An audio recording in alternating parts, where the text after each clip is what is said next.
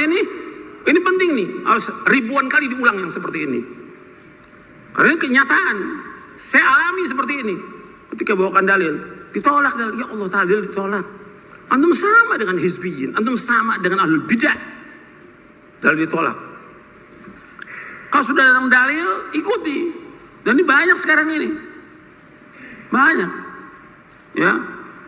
Sudah belajar di pondok, sampai ke Madinah, sampai punya gelar titel. Udah bawa dikasih dalil. Oh, itu kan pendapat. Dalil. Kok pendapat? Ada pendapat masyayikh. Kok masyayikh? Berarti dalil Quran Sunnah itu lebih tinggi perkataan masyayikh daripada dalil. Ini akalnya nggak benar yang seperti ini. Nggak manfaat dia belajar, nggak manfaat dia belajar. Kita belajar Quran wa Sunnah agar kita taat kepada Allah dan Rasulnya. Tujuan kita agar kita taslim, bukan untuk membantah, bukan. Kita belajar bagaimana menumbuhkan rasa takut kita kepada Allah. Maka kata Imam Ahmad, aslul ilmi khasyatullah. Bahwa pokok ilmu itu takut kepada Allah. Bagaimana kalau kita bantah dalil, Allah akan murka kepada kita. Itu perhatikan tuh. Sekarang udah mulai yang seperti ini udah mulai nih. Dibawakan dalil. Oh, itu pendapat dalil Quran dan Sunnah. Kau bilang pendapat. Ada pendapat syekh. Kok pendapat syekh? Hatta para imam Hanafi, Maliki, Syafi'i, Hambali rahimahumullah, imam-imam yang alim, yang diakui oleh semuanya, mereka mengatakan kalau ada pendapatku menyalahi sunnah Rasulullah, buang apa? Buang pendapatku, ikut sunnah Rasulullah. Ini penting dalam manhaj salaf, ini paling penting. Tentang taatnya kita kepada Allah Rasulullah. Sami'na wa ata'na taslim. Jangan dibantah dalil. Kalau dibawakan dalil dibantah. Antum sama dengan orang-orang awam. Antum sama dengan ahlul bidah. Sama dengan ahlul bidah. Kalau ahlul bidah dibawakan dalil dibantah. Menurut kiai saya, syekh saya, enggak begitu. Lo ini dalil. Enggak, saya ikut syekh saya aja. Lo sekarang sama nih. Sekarang sama. Dibawakan dalil. Enggak, masyayikh. Masa dia enggak punya dalil? Lo ini dalil depan mata. Nasnya jelas. Riwayatnya jelas. Sahih. Antum enggak mau terima. Masih masyayikh lagi. Bukan kita enggak hargai masyayikh. Kita hormati mereka. Tapi ketika bertentangan dengan dalil yang kita ikut siapa? Dalil. Al-Quran Sunnah Fahmi Salaf. Paham sampai sini? Ini penting nih. Harus ribuan kali diulang yang seperti ini.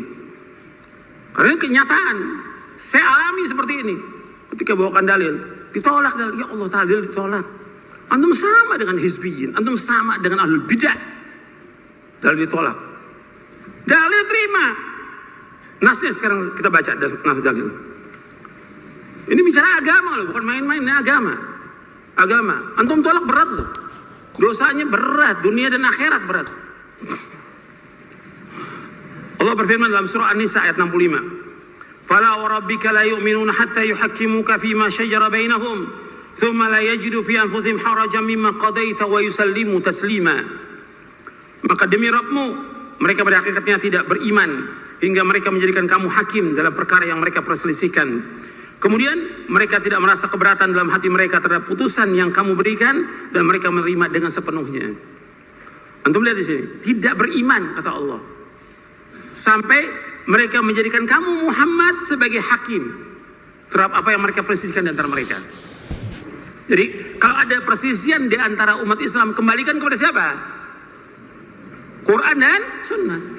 Ini ayat 65-nya. Di ayat 59-nya Allah jelaskan. Di ayat 59 antum kembali lagi. Ini kan 65, ayat 59. Fa in tanaza'tum fi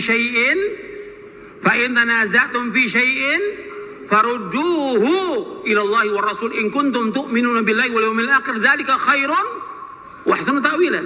Apabila kalian berselisih tentang sesuatu masalah agama, kembalikan kepada Allah dan Rasulnya. Kembalikan kepada Allah, kepada siapa? Al-Quran. Kembalikan kepada Rasul, kepada apa? Sunnah. Jika kalian beriman kepada Allah dan akhir, yang demikian yang paling baik dan sebaik-baik akibatnya. Sekarang Allah menyebutkan tidak beriman mereka, sehingga mereka menjadikan kamu Muhammad sebagai hakim terhadap apa yang mereka perselisihkan dari mereka. Sudah? Yang kedua di sini, kemudian mereka tidak ada rasa aja, nggak sempit. Kalau udah dikatakan ini wajib, ini haram, mereka nggak kesel, nggak dongkol, terima mereka. Kalau ini wajib ya wajib, terima. Kalau ini haram ya haram, tinggalkan. Tidak ada rasa kesal dalam hati, nggak ada. Yang ketiga, wa yusallimu taslima, dan mereka tunduk dengan sunduknya.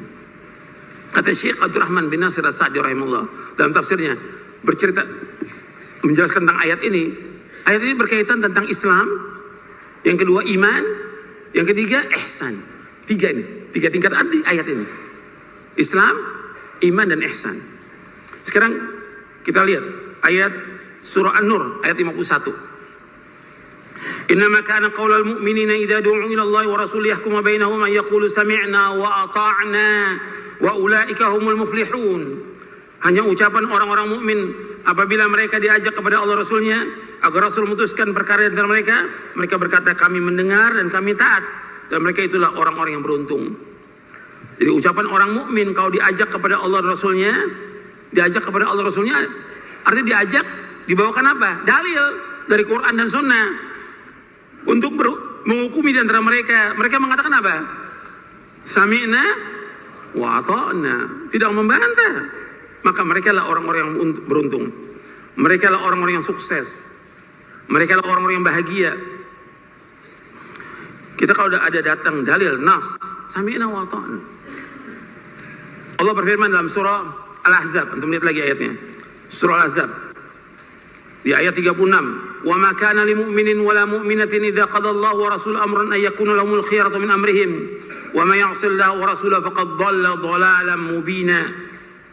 Dan tidak patut bagi laki-laki yang mukmin dan perempuan yang mukmin apabila Allah Rasulnya telah menetapkan satu ketetapan, tidak ada pilihan yang lain bagi mereka tentang urusan mereka. Dan barang siapa yang durhaka kepada Allah Rasulnya, maka sungguh dia telah tersesat dengan sesatan yang nyata. Ya, tidak patut bagi mukmin laki-laki, mukmin perempuan, kalau Allah sudah putuskan satu perkara, maka nggak boleh mereka pilih-pilih lagi. Sami'na wa ata'na.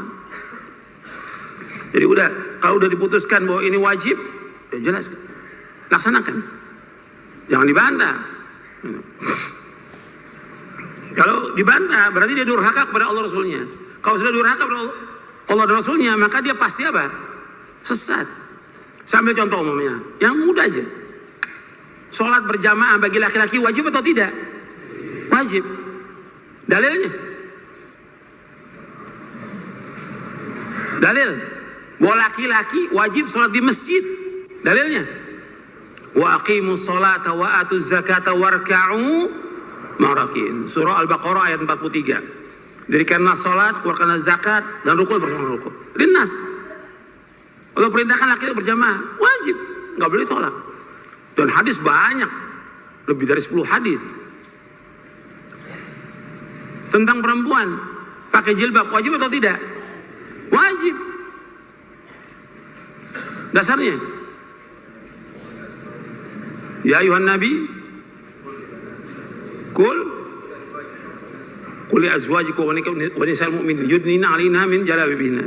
Dzalika adna yu'rafna wa fala yu'dzaina wa kana Allahu ghafurur rahim. Dalam surah Al-Ahzab ayat 59. Artinya Allah memerintahkan wanita untuk pakai jilbab, wajib.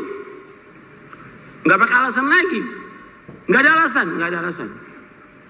Ketika dia membantah, sesat. Ini contoh aja, 2. Masih banyak ribuan contoh.